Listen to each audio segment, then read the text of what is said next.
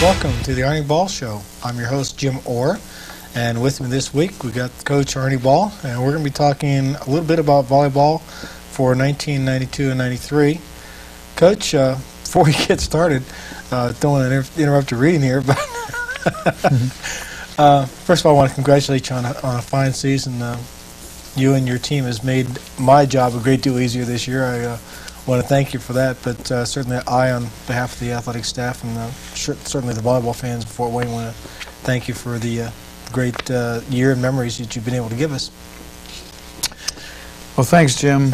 Certainly it's been a great year for us, only because of the great support that we've got from Greg and his family. If it wouldn't be for the support that we've gotten from them, I don't think our year would have been as good as it has been, and we certainly want to thank Greg's mother for all of her support.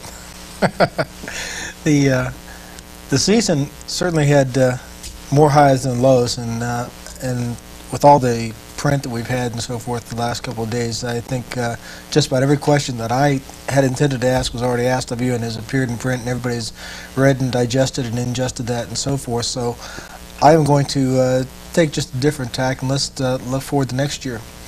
Looking at the 1992 season, the good, the bad, and the ugly, what kind of changes would you foresee or would you like to see as far as you and the team is concerned for 93? Well, I guess the first thing maybe we need to do is do away with rally scoring. Seeing as how we lost there to Stanford in the NCAA tournament in that fifth game. As far as our team is concerned, we just have to replace some individuals. Neil Day, of course, is going to graduate. Juan Ortiz, Tom Junkie, Tom and Neil both, who started in the middle for us regularly.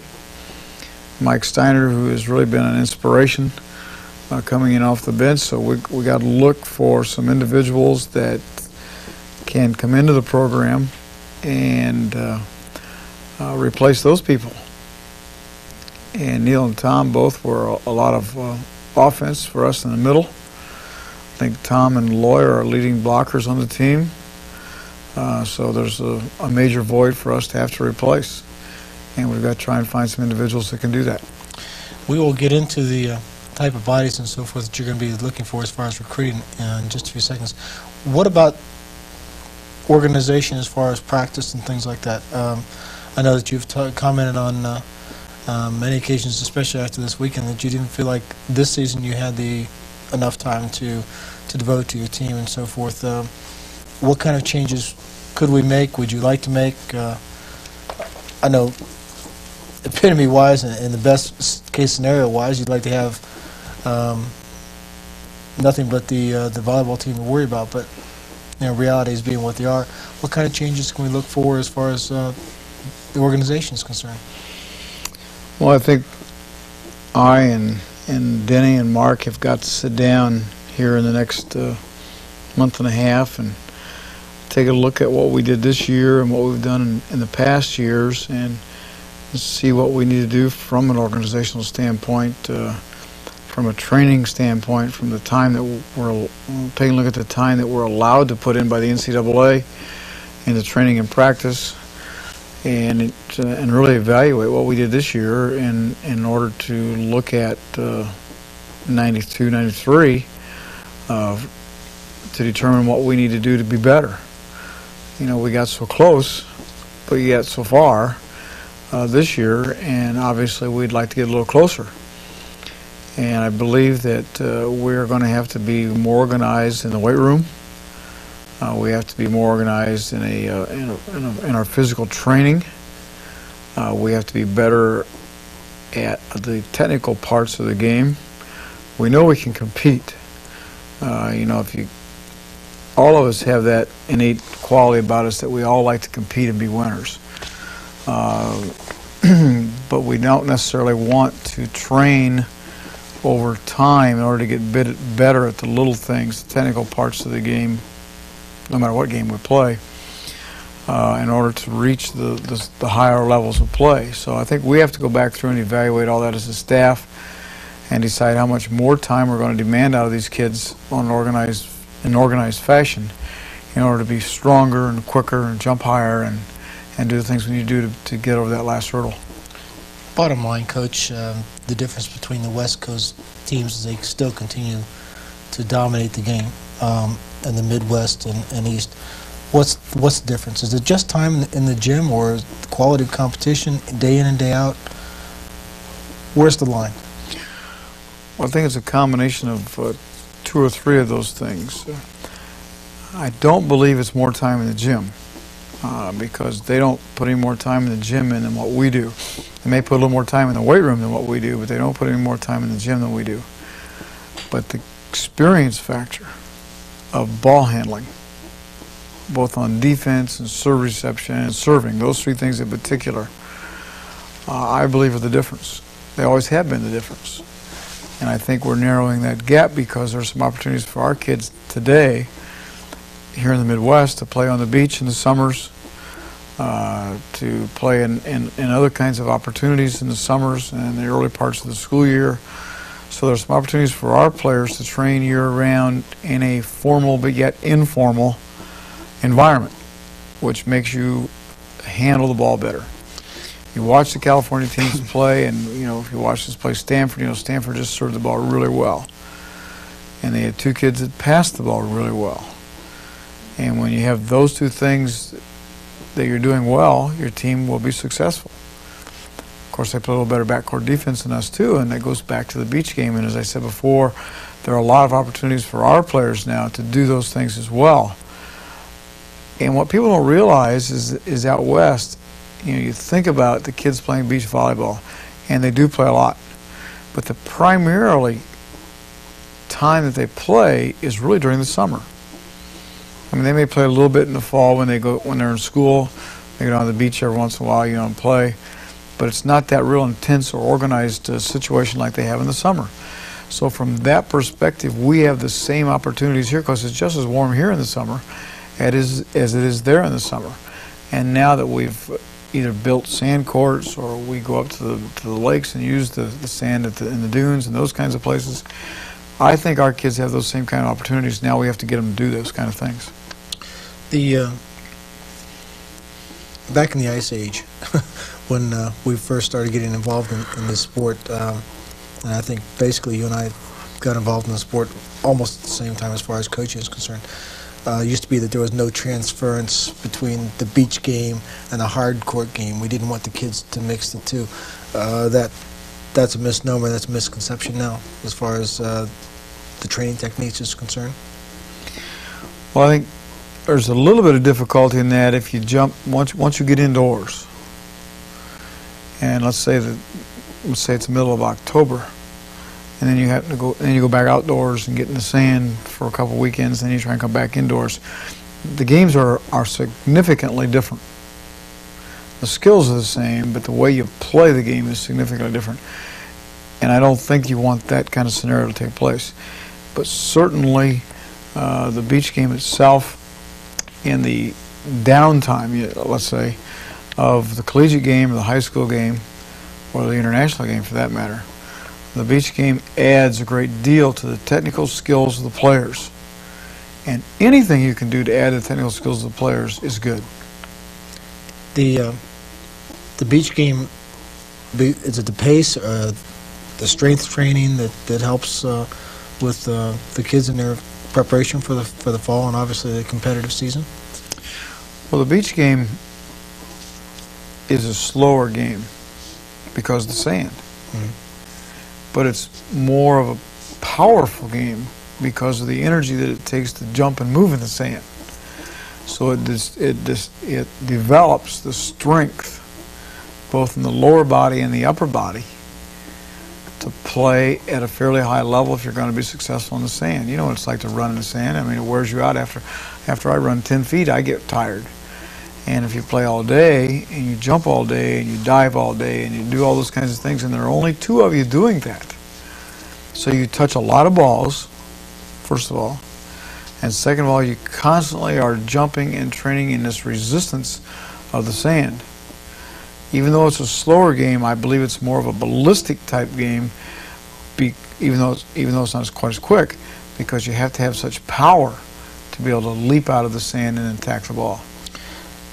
Do you see our kids, you as a coach, asking them or suggesting to them rather strongly that this is something that they definitely want to get involved in this summer, as opposed to playing USVBA ball or something like that? If you had your choice, where would you rather send them? Well, I would much rather the kids played the beach game in the summer, every weekend or every night if they could. Because if they play it and they play with the right attitude, and then on top of that they go into the weight room like they're supposed to during the summer, I think you will see a significant improvement in their ball handling skills and in their lower and upper body strength. Well, we look forward to seeing what kind of changes we can see within the team as far as strength and things like that next year. We'll take a break now and make a little time for Alan Bangs and Sports Break, and then we'll come back and talk about Volleyball 101.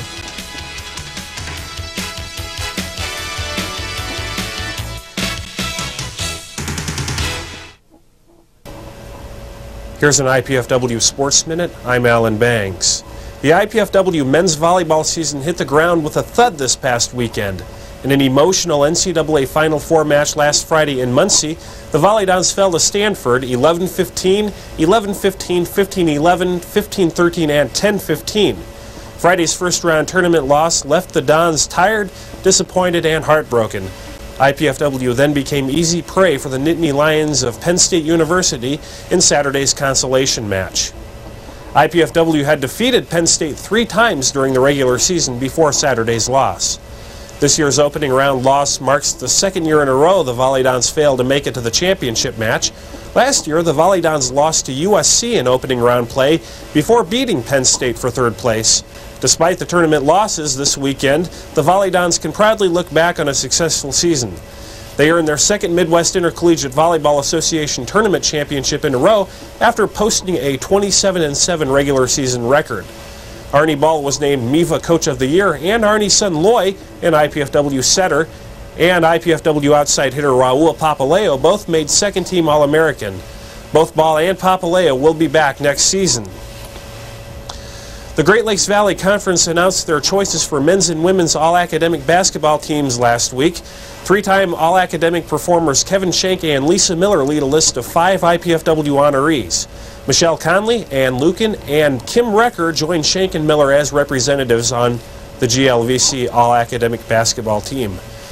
This weekend, the GLVC tennis championships were held. IPFW came in 5th out of 9 teams. Number 3 singles player Dave Cran came in 2nd in the singles championship matches, as did number 4 singles player Randy Stewart. Indianapolis University ran away with 1st place this year. And that's a look at sports. I'm Alan Bangs. Now back to the show.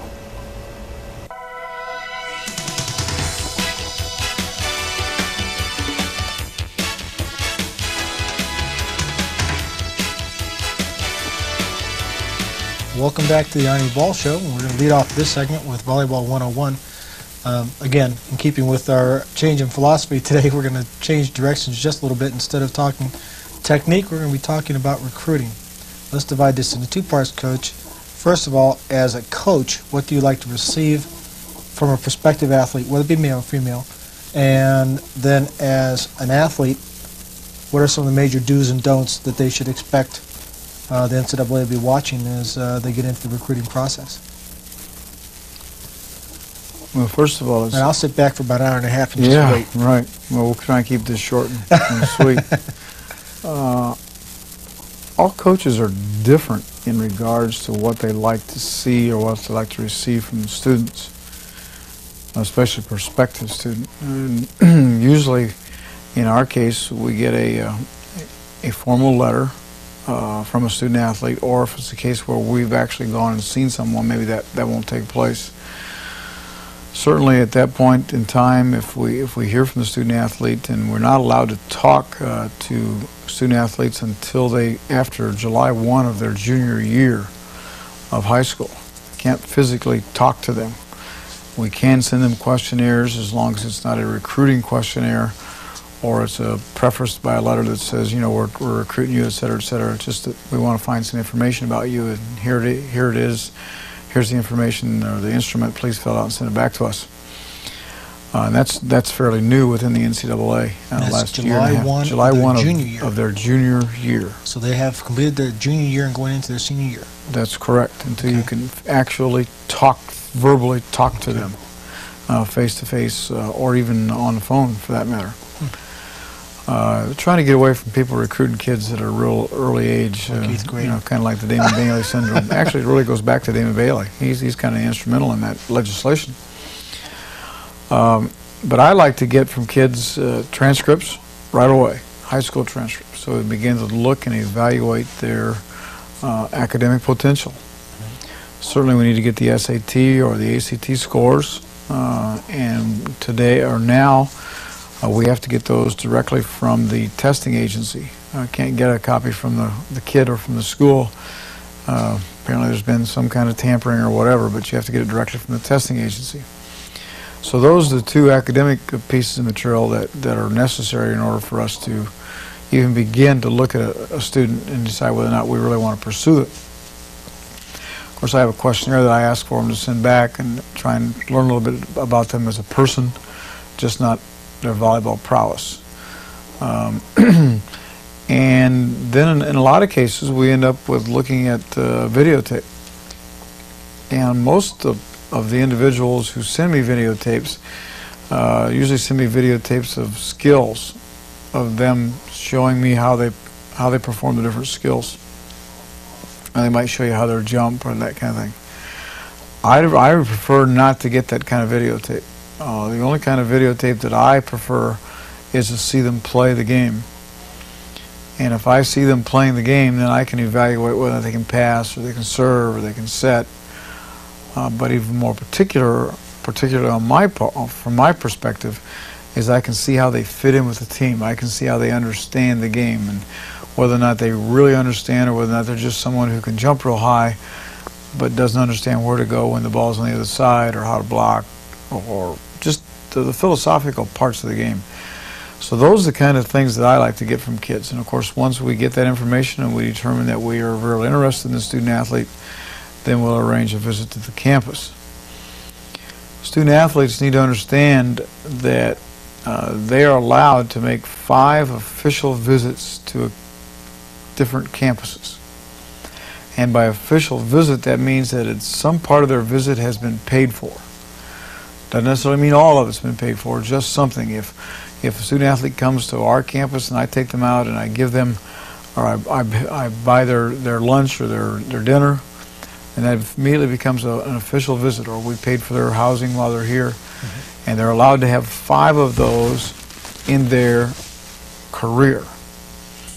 And if they're a multiple sport athlete, going back to Loy, for instance, Loy went down and visited IU and then visited here. Well, that's 2. You don't get 5 per sport, you get 5 as an individual. Okay. So if you're a 3-sport athlete and you decide to go look at a baseball school, a football school, a basketball school, that's 3. Better be pretty selective. So you need to be very selective in where you're going to go for official visits. Now you can visit the campus of your choice as often as you want, as long as you pay for everything while you're there. And sometimes that particular concept or those rules really get lost in the shuffle of moms and dads and student athletes and even coaches sometimes, because they get caught up in this thing of, well, I'm going to visit here, I'm going to visit there, et cetera, and then they run into jeopardizing their eligibility. So I think that rule maybe is as important as any rules as there is. There certainly are a lot of other recruiting rules that are involved, but a lot of them are from our standpoint. The other thing is that depending on if you're being recruited by Division I or Division II, you really need to make yourself aware. There's an NCAA pamphlet that the NCAA puts out every year. We have them in our office right now for recruiting guidelines for student athletes, senior student athletes. And the student athlete should get one of those, whether it be through the university or most high schools have them too, because it will go through all the particulars in recruiting and the do's and don'ts. Now, it doesn't have everything in there, but it has the things that are most critical. And with the new legislation with the NCAA, the seniors coming out of high school now are going to have to increase the core classes they're taking, And if indeed you're from 11 to 13, and if indeed you're at a Division I school, you've got to make sure that your core curriculum GPA is higher than what it has been in the past. I believe it's risen to a 2.5 if your SAT score is 700. If your SAT score goes up, then your core GPA comes down. So it's a balancing within the core curriculum and your test results with the SAT or the ACT. I don't know the ACT numbers exactly, but the ACT one I do know. But all that's in that booklet. And what's happening is the NCAA is requiring the student in high school to have taken more academic classes in the core curriculum and to do well in those before they actually become a viable candidate for a Division I or Division II school and an athletic scholarship. I know that we at IPFW have a compliance officer, Dr. Fairchild, assistant athletic directors, yourself, that can act as resource people as far as rules and regulations. Would it be fair to say that the best guideline is if there's a question, call and get some information before you make any kind of moves? Well, one of the problems that we run into, and I certainly hope no one out there who is watching will take this wrong, but the rules have changed so dramatically and so often in the NCAA that it's really difficult for the high school, and in this case because of the change in the core curriculum requirements, even the junior high counselors to be aware of the needs for the student athlete in regards to eligibility, possibly entering college.